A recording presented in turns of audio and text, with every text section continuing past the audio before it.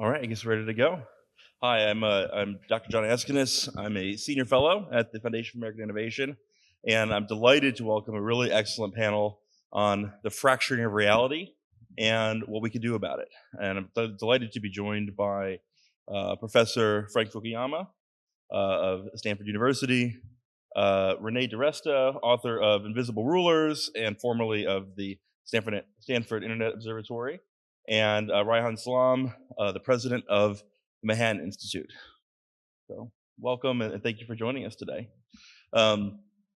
So like any true Fukuyama head, I reread The End of History and The Last Man every few years. It's one of it rewards rereading. It's a book that's mostly talked about by people who haven't read it. I think it's fair to say. But one thing that stood out to me in my latest rereading was that there's no real media theory in the book. You don't talk about the extent to which the kinds of recognition we seek, the ways that liberal democracy rewards creates a sort of political dignity and equality, the way that depends on a certain kind of media environment. And this isn't there's no media theory in the book, but neither is there in the work of Alexander Kojev, who you draw on. Neither is there really in the work of Hegel, I think. So with the benefit of a little bit of hindsight, what does the internet do to the end of history? Okay, well, thanks, John. I have not reread The End of History in a long time. I picked it up. Actually, the last part about the last man is the part that nobody reads, and That's right. I think it's actually the one that's the most relevant to our current age. You predicted the Trump presidency. Yeah, well, in certain ways, but no, it's true that I don't talk about media, but I do think that there's part of the Hegelian construction about progress in history that I think turns out not to be so true given our experience. Hegel believed that that progress came about through the spread of human rationality, modern science and the ability to master, nature and society. And I think that presumption is really wrong, and it's been demonstrated to be wrong, just in our current politics. Jonathan Haidt has a book where he, talks about motivated reasoning. And I think the old Enlightenment understanding of human cognition is that we take in empirical information, we make inferences about how the world works, and that's how we arrive at our opinions about things. And what Haidt says is that actually our cognitive ability is used differently, that we start with the conclusions that we want, and we use our very powerful minds to gather evidence to validate those predetermined, opinions. And, in the old media world, you ran up against the fact that there were certain authoritative sources of information, governments, the church, newspapers, a lot of different institutions that could guarantee a certain level of credibility. And I think Renee's book explains, precisely why this has all been blown up by the current media world. Because, I remember in the late 90s when the internet was being privatized, everybody thought that this was the greatest thing since sliced bread because you got rid of all the gatekeepers and anyone could be their own publisher, and this would democratize discourse. And that's what happened. Mission accomplished. Yeah, mission accomplished. And now anybody can say anything they want, but I think it interacts with this understanding of human cognition because it really the internet really facilitates people believing what they want to believe, because the only validation is not from a credible institution that whose job it is to produce accurate information. It's how many likes you get. And so it's kind of the quantity of responses that you can draw that determines what's true. And I think that's part of our current problem. Renee, you know a thing or two about motivated reasoning on the internet. You've been the subject of it on more than one occasion. One of the things that's interesting to me about many of the criticisms of the kind of the media today, the mainstream media, if you use that phrase, is they often rely on arguments that are like legacy arguments that were actually true of and made by people concerned about propaganda in previous eras. So what is the actual, what are the ways in which the internet has actually changed propaganda, has actually changed the way people seek influence, and how does that differ from maybe the sort of the picture of uh, earlier studies of propaganda in the broadcast era? So in the broadcast era, you had a very top-down model where access to the infrastructure necessary was controlled by a small number of people. Chomsky's book, Manufacturing Consent, is a story not about why media is bad. It's a story about why certain incentives lead to particular outputs, right? Why the combination of the structure and the incentives, meaning the broadcast, just the mechanics by which you broadcast, right? The sort of one to many, everybody's going to see largely the same thing, approximately at the same time.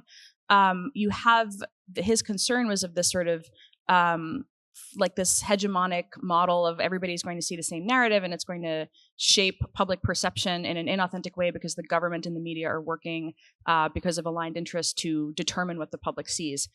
And now we have a new model, what I would call a bottom-up model, where you have influencers, algorithms, and crowds.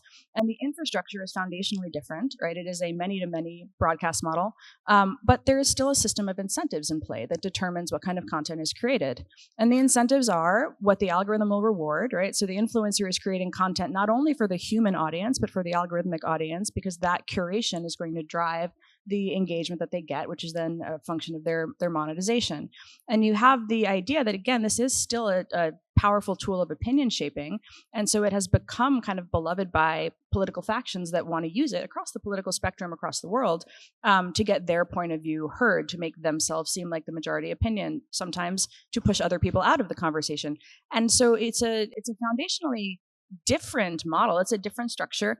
It has a different system of incentives, but ultimately the idea, excuse me, the idea that it is somehow pure, I think is just it's not true. It's just not correct. It's a system driven by a set of incentives. That is what is driving the outputs that you see. And so that same model of propaganda, of opinion shaping, of people working with a particular political agenda to shape perceptions is simply happening all over now. So you have much more of a sort of war of all against all, as opposed to a singularly controlled model. Is it better? I don't think so. Is it different? That's where I would come down on it. Reihan, you have a number of scholars who have been very successful at using the incentives, the structure of new media, of social media, to build platforms and to highlight their research and to how to put this, attack institutional bad behavior. Let's put it that way. And I think you're someone who sees yourself as a kind of institutionalist, as someone who is trying to improve. It's not just attacking the elites, but it's actually, and you're the Manhattan Institute. It's sort of hard to do that, but it's actually someone who's dedicated to a kind of institutional renewal. So how do you see those incentives?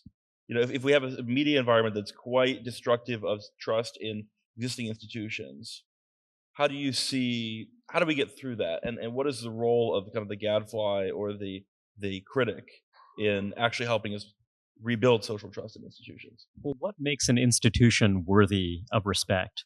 What leads an institution to meaningfully command loyalty, to inculcate norms, to transmit them in a kind of lasting and durable way?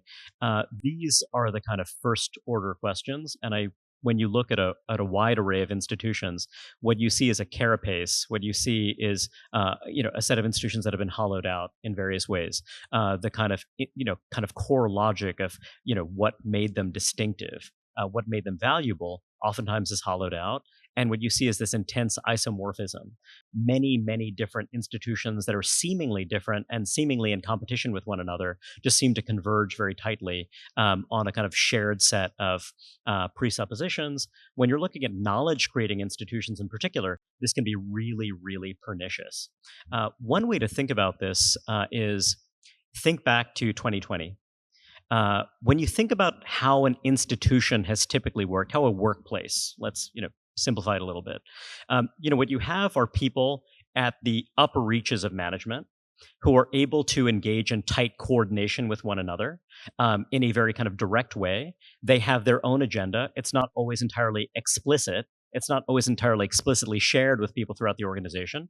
And, that's something that could engender distrust, but it gives them the ability to coordinate tightly and be able to share the messages, propagate those messages through the organization downward. Now, let's change that.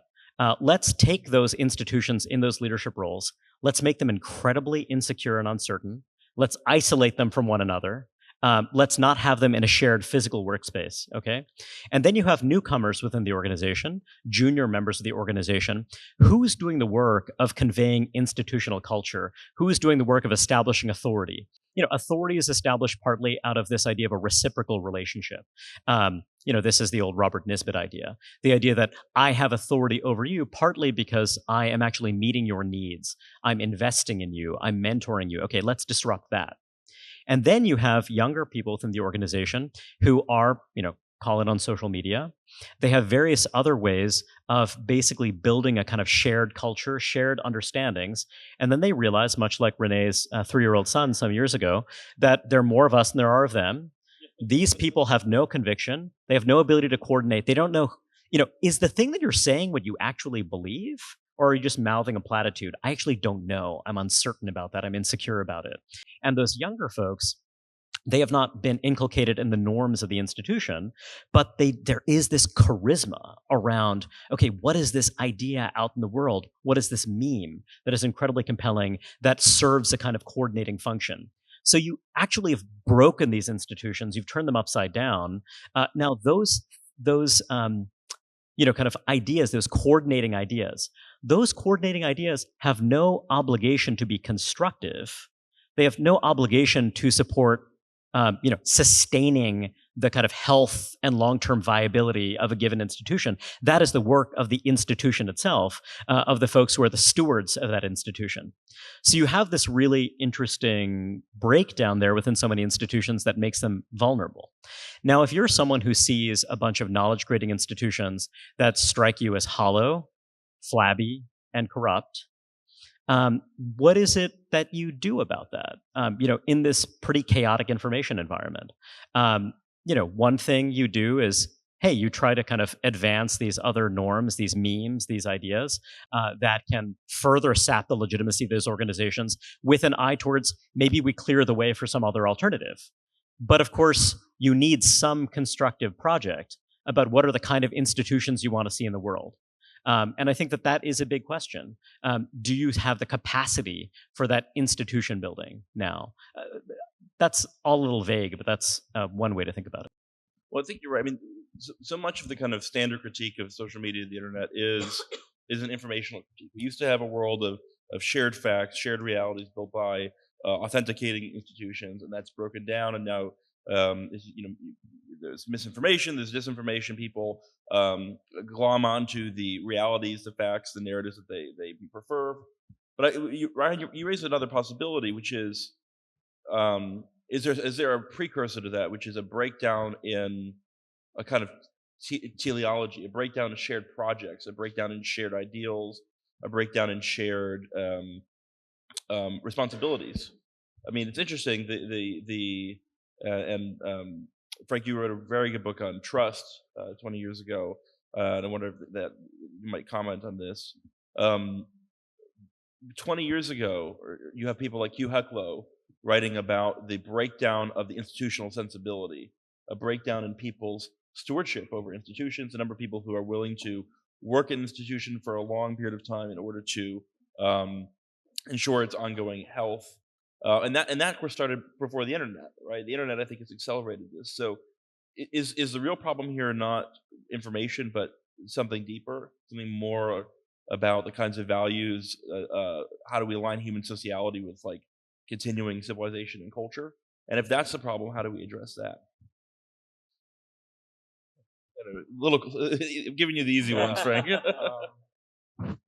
I'm not sure that there is a deeper problem with institutions producing the kind of shared, factual world that we really depend on. I really do think that you have to resort to kind of social psychology to understand what the current problem is. because I'm not sure that there is this deep problem with institution. Let me just give you one really specific example. So in the New York Times this morning, there's an article about the Bureau of Labor Statistics, and apparently they have been embroiled in a controversy because some of their employees have been kind of front-running data and giving it to certain preferred people on Wall Street, and that's a lot of money to people that are in that business, and that has really undermined the credibility of the BLS, and that's a very important institution. Now, there's different degrees of loss of credibility, and this is a very serious problem. They really should punish whoever has been leaking this kind of information, because it really does give certain people big advantage over others. But that's not the same thing as the credibility of the underlying statistics that they're producing. And that's really, I think, what's valuable about that as an institution, that people believe that if they say the unemployment rate is 3.4%, that's really based on their surveys, and it was done very systematically and scientifically and so forth. And I think that what we've seen with populist politicians is a much deeper attack on the credibility of an institution like the BLS. So this happened under the Kirchners in Argentina, when, as a result of their policies, they had, really, really high inflation rate. And so what did they do? They shut down the Statistics Bureau, because they just didn't want anybody to know what the inflation rate was. Donald Trump, during his, I forget whether 2016 or 2020, he was saying, well, the government says the unemployment rate is like 3%, it's really 40%. And I think that, that kind of wholesale attack on the credibility of institutions simply because it's politically advantageous to you is a different kind of critique than, the one that is fully deserved. So, the front running of information, that's really bad. And I think, there's general consensus that that's really bad. Just making up statistics about what the inflation rate is or the unemployment rate is, that's something that's been introduced into our politics by motivated politicians that really want to kind of destroy credibility across the board. And I think that's kind of what we're facing. So maybe you're right that there is this underlying problem that was visible, 20, 30 years ago. But I think that right now we're dealing with a much more, kind of blunderbuss attack on credibility that then, seeps into kind of every factual, every fact that has political relevance, to power. Well, I mean, the counter argument, though, is that this, the medium is the message, right? That we're seeing declines in credibility, including credibility of statistical institutions in countries all over the developed world.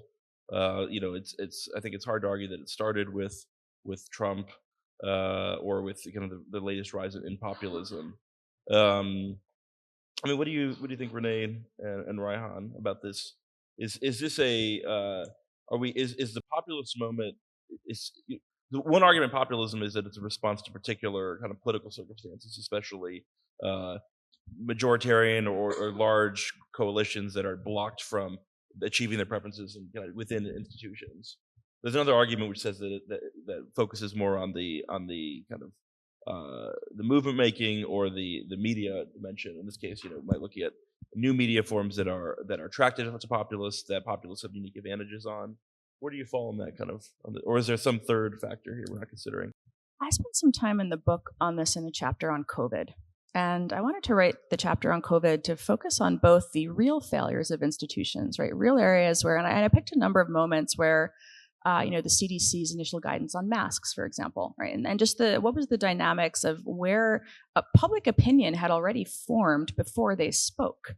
right? And so you see this sense of like reticence, unwillingness to communicate, not meeting the moment, not because they're waiting for a model whereby they're going to make a pronouncement. It's going to go through a press conference or something. Maybe they'll put out a statement, and that is going to shape public opinion. When in reality, public opinion was already shaped in that moment, right? The internet had been talking about masks for weeks before they actually came out with some sort of guidance.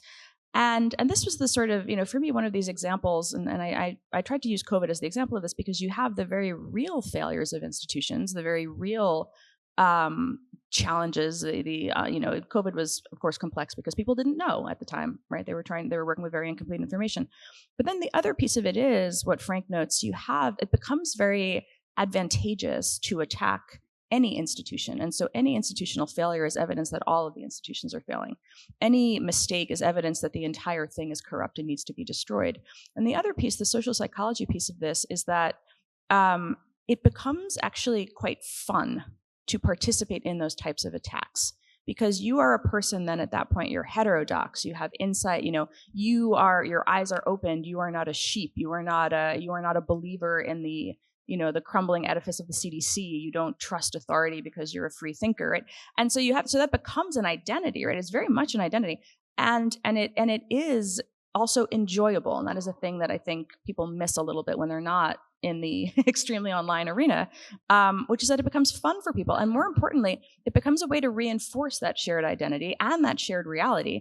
And so you have this repetition that begins to happen where you are actually, in some ways, like the sort of trend towards extremism in crowds. Cass Sunstein writes about this over long before the internet or before social media, where you have this trajectory whereby the most extreme opinion is rewarded, the most, kind of strident presentation of the group identity and the group thought is rewarded. That person becomes the leader. And you see this happening again in attacks on institutions. So you have simultaneously real problems that should be rectified and addressed, and then you have the sort of personal narrative that goes along with it, and that becomes, I think, very compelling for participants too.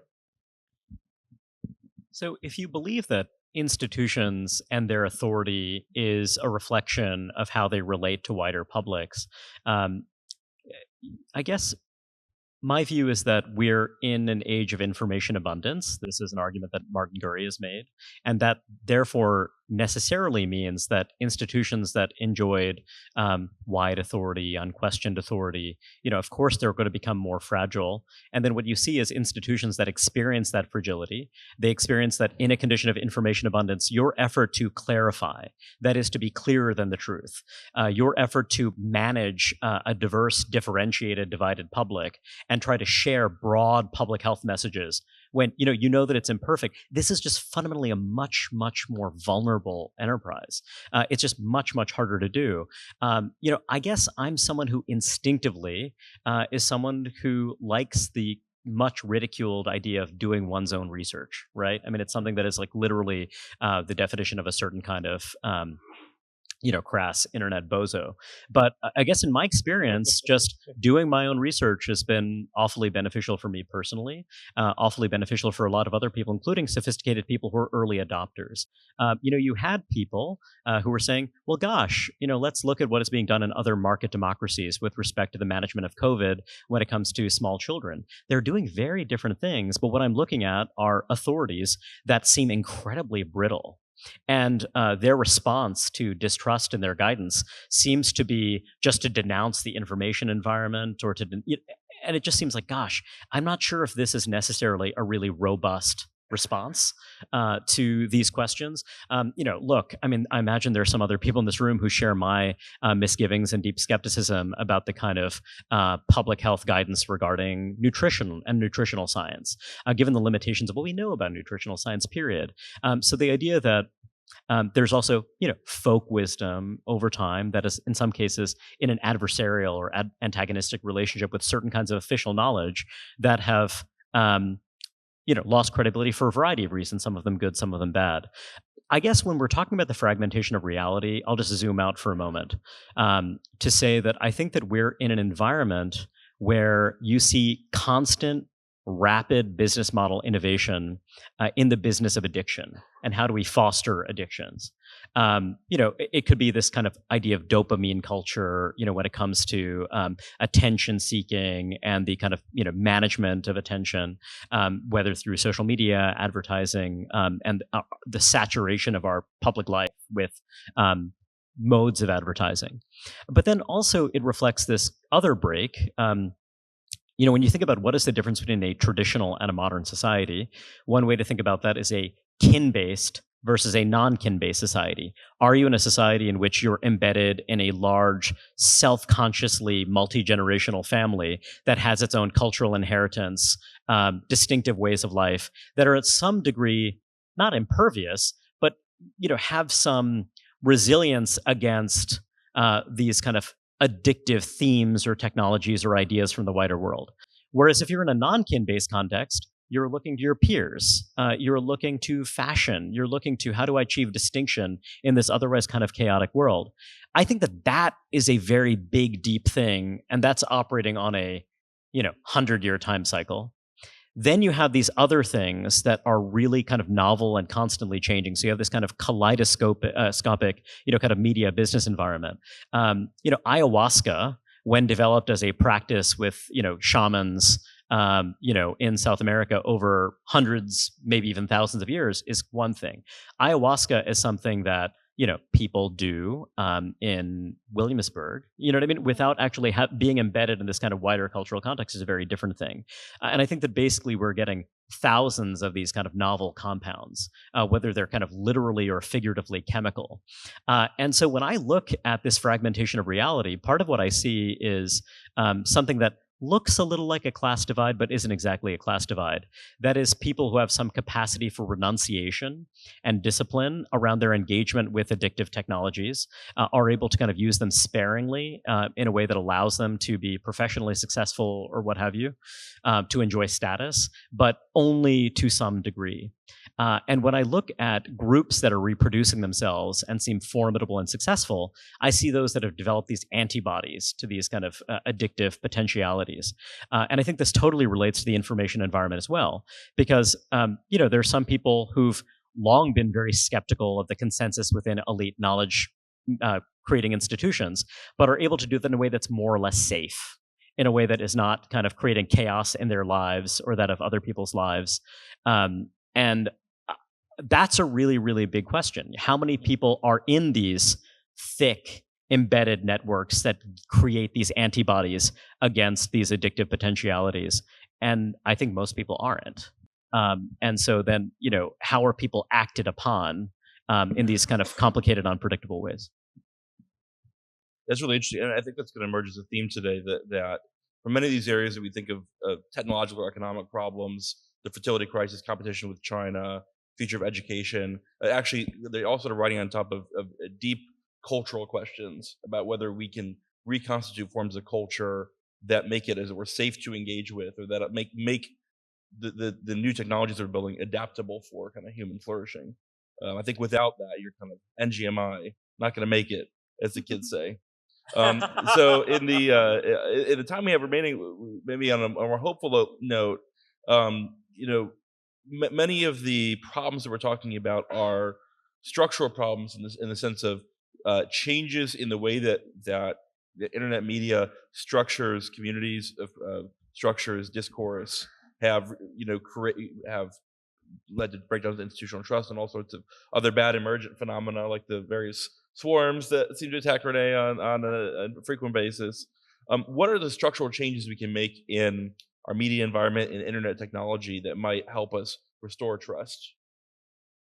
Well, I'm glad you asked that question, because I do have a response to that. So this very strange thing has been going on over the last couple of decades, where you have this incredible fragmentation, no shared horizon, no shared facts, and so forth. And yet you have the rise of these extremely centralized, very, very powerful internet platforms. And how do you reconcile, these two phenomena? And I think they actually are intimately related to each other, because it's not that the platforms necessarily have a single point of view that they are trying to impose what they have are the kinds of incentives that Renee, described, to let everybody be their own publisher in ways that actually did not create, credible institutions, but simply kind of popularity contests. And so I chaired back in 2020 this Stanford working group on platform scale because, we felt that there's an economic problem with antitrust, but there was a political problem of concentrated power in these platforms that was producing these outcomes that, were really bad for democracy, undermining, any kind of common shared framework. And, as we deliberated how you solve this, it seemed that the existing solutions were all bad. You don't want to give that power to a private for-profit corporation, which is simply going to follow its own incentives to, increase eyeballs and attention, grab attention that really didn't jibe with the needs of a democracy. But you also didn't want to give that power to a government because you cannot really use state power to establish the truth and what, in a democracy people should believe and shouldn't. So we came up with this idea about middleware, where you would basically incentivize the platforms to outsource content moderation to what, we imagine might be an ecosystem of, alternative institutions where people could choose the kind of information that they saw. Now, the usual critique of this is going to simply increase the compartmentalization of information because everybody's going to have their own filter. But it does seem to me that it also creates the possibility of reestablishing the authority of certain institutions. So Neil Stephenson, in one of his novels, he imagines a world 17 years in the future where actually rich people pay, in effect, for a middleware product, that there's so much garbage on the internet, and if you actually want to find out what really happened in the world, you would have to pay for it. And so they pay for a middleware product that actually gives them reliable information. And it seems to me that, you'll get filters that give you really bad information, very biased information, and so forth. But I think that credibility concerning information is not something that's going to come top down from big institutions, not going to come from the government. It's not going to come from a big private platform, but it could come spontaneously from the ground up where you have a competition and certain filters provide better information than others. And that's, that's going to be important. So anyhow, it's just, our view that this was really the only approach to this problem that seemed to me at all plausible. Well, I think there's a lot of truth to that. I mean, the problem of content moderation is often presented as a kind of technical problem or a problem of achieving the right policies. Or I think it's better to understand it as a problem of legitimacy. Who has the legitimacy to moderate content? I think there's almost axiomatically an inverse relationship between the centralization of content moderation and its legitimacy. You look at platforms, and the only exception to that is personal content moderation platforms where you have a whether it's somebody's blog or the way that the YC Hacker News works, where you have like highly trusted, personally accountable moderators. So Renee, I know you've also been working on middleware. Do you think in a world of middleware, what does the sort of CIA Renee narrative look like? How does this change? Because that somebody would would subscribe to the absolutely, yes, no, yeah. the like I want the CIA Renee feed. I want all the latest. This is one of the interesting challenges with regard to do your research. One of the there's a proliferation of content. It's content and information are not always synonymous. You have to make that differentiation, and so this is where your point about reliability comes into play. There are certain things that facts, right? And oftentimes when you're doing your research, you're looking to the research done by the institutions that are actually out there. For example, developing a vaccine, like being a proliferation of the ability to be a commentator on the internet is not the same thing as a proliferation of information formation that happens within an institution. These two things have always been distinct. I think that that's fine and healthy. And I think that having that ability to choose which information you trust as you're doing your own research is that's where middleware allows you to put the power of agency in the user's hands. Look, there will be people who are going to believe whatever they want to believe about me, and that is out of my control. There is nothing that I can do about it, except put out my own content and speak as myself in my own space, so that if somebody actually is interested in the truth or the facts, they can find my content as well. And one of the interesting challenges there is, it also speaks, this example is great for trust. Do you trust me and what I say about myself versus what people say about me? If you're aligned politically in a particular way, you might not trust me. And that's fine. That's your prerogative. But when you look at something like middleware, I think you have the option to see different types of feeds all in the same place. You can switch your view. You can Blue Sky actually is doing this the best right now because it is able to kind of implement filtering and community list making and community curation very directly in a way that centralized platforms are not allowing users to do at this point. So you can go and toggle your feeds, see what's going on. But I think the last piece is that this all does take time too. Somebody has to decide that this is an interesting enough topic, obviously not me, but like writ large, that this is an interesting enough topic for them to want to do those changes, makes those shifts, and look at those different perspectives. And I think in order to have that desire, my sincere hope would be that other facets, like bridging algorithms, become more broadly incorporated. So a bridging algorithm means that when a platform curates information, rather than trying to suppress a controversial issue, it surfaces the controversial issue, but it surfaces the content from people talking about the controversial issue in a way that is not immediately alienating. So they are not saying, we think this about gender, so you should go attack that other person. It's we think this about gender, and these people think this other thing about gender, and you can read both perspectives. And the point of the bridging algorithm is to surface the hard question, but to do it in a way that surfaces a constructive debate about the question, as opposed to the incentives that we've created today, which is to surface really more the attack content and to create those sort of dopamine pylons. So there's a lot of different ways. Again, moderation is dealing with the failures at the end state. You can look upstream, you can look at system design, you can look at platform design, curation, a whole bunch of different areas where we have a lot more potential to shift the incentives of the information environment, and in doing so, hopefully shift the types of outputs that we get. And that's why I'm optimistic and also working on middleware myself now.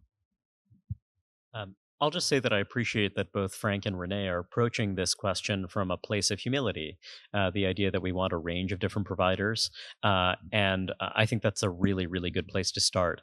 I'd commend everyone to check out a working paper published some months ago, I think it was in February, from Scott Commoners and Jesse Shapiro on content moderation. And their argument in a nutshell is that, to John's point about legitimacy, it's really not there for many of the big platforms. And what you want to do is have content moderation focused very narrowly and discreetly on urgent, immediate harms. That is, there's some controversy and John Askonas has been the just victim of a cancellation, but they're also publishing his address and where his kids go to school. That's stuff that should be zapped and should be taken away. You can have a robust discussion. You can have people saying things that might be true or false or otherwise. But certainly when you're talking about things that can target someone in that kind of immediate way for harassment, that's something you might want to address. And that's something that, can actually be targeted pretty narrowly. And I think would be an appropriately humble way to approach the problem. Yeah, well, it's interesting, most of the content moderation teams are called trust and safety teams. And you sort of wonder whether they shouldn't have broken those up into two groups, trust and safety, because there's this whole universe of content moderation around doxing, child pornography, counterterrorism, where there's very little controversy. There are very important, difficult technical problems in that, but frankly, there's a huge amount of public support and legitimacy for content moderation in those areas. And then there's this whole other realm of contentious political speech about issues of the day that is also called content moderation, but has a completely different set of challenges. And I think we would all be better served if we sort of split those conversations apart. So I'm told we need to wrap up. I want to thank our wonderful panelists. If you can help join me in a round of applause.